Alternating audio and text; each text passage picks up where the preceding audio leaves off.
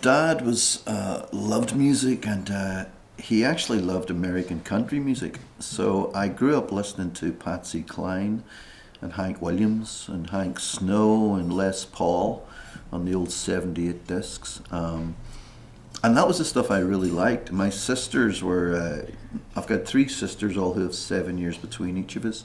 So we went through just about everybody. You know, I had sisters who were into Elvis, and the sister next to me was into the Beatles and some of the more rockin' sounds of the 60s, the Beatles, and right through into the 70s, people like Jerry Rafferty. My father was key in just about everything I did. He played lap steel a little bit and used to sing.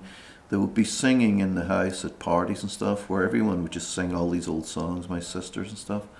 And I always loved that. I first learned bass guitar, actually. I was about almost 16, and my dad had always wanted me to go and learn how to play guitar. And you know, when you're 16, you know everything. But I wouldn't go to guitar lessons, you know. I thought sort of girls did that, not boys, so I didn't go. But I could always hear the bass lines in songs. And when I was 16, I woke up one morning and I had £29, that's about $40. And I went up to the music shop in Belfast to buy myself a bass guitar. And when I got there, it had been blown up by the IRA. The fire brigade had put the fire out, and the window had gone. So I walked through the window of the shop, and I said to this poor guy who's standing in his burned out shop, I need a bass guitar. And he just took one off the wall and handed it to me. And I said, I need a cord. He got a cord. I said, I need a strap. He gave me a strap, and I said, this is all I got. And he took the £29, and I walked out the window with the bass guitar. And I had no idea how to play it, no idea how to tune it. And one of my friends knew a guy who played bass and pointed him out to me in the street. And I just walked up to this guy and says, can you show me how to play bass? So he came up to my parents' apartment, showed me how to tune it, showed me a few licks, and that was it. I put my dad's records on and played along with country music in my bedroom. Joined a country band when I was 16 and started playing around Ireland. I really just started writing songs about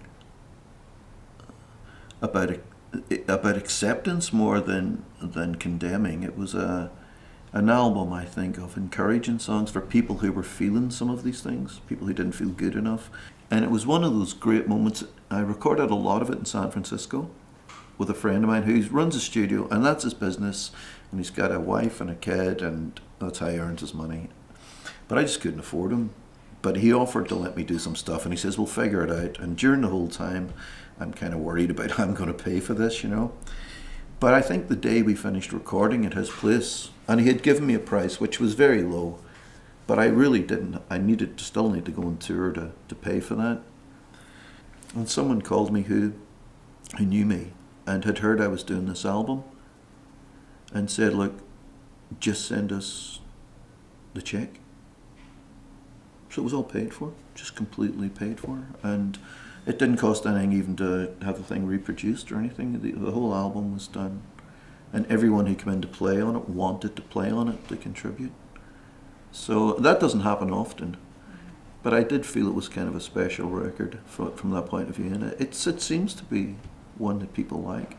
It's not very Celtic, but it talks about, I think, some of the real issues that we have to deal with. And I think that's important. To all you American people that I meet from time to time, for everything you've given me, the rhythm and the rhyme, for letting me invade your homes and giving me a bed, get to